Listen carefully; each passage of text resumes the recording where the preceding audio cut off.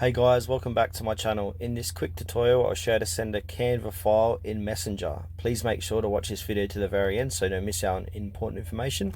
In saying that, let's dive in. Alright guys, go ahead and open up your Canva app on your phone. And now just pick that photo, video or file that you want to send in Messenger. So I'm going to click on this one. Now what you want to do is download this file. So click on your top right hand corner and then click on download. And then click on download again. And now this screen should appear once it's downloaded, so you want to click on Messenger. If it's not appearing here, just scroll left to right to find it. So I'm going to tap on Messenger, and now I'm going to click on to chats to send it to someone. And now I'm going to send it to Olu Captain. Click on send, and if I click on to go back to messengers, and there you go, I've sent that file from Canva.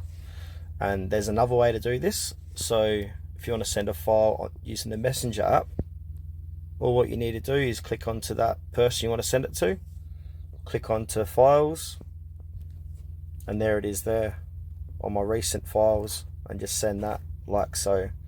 So yeah, that's it guys, how to send files from Canva in Messenger app.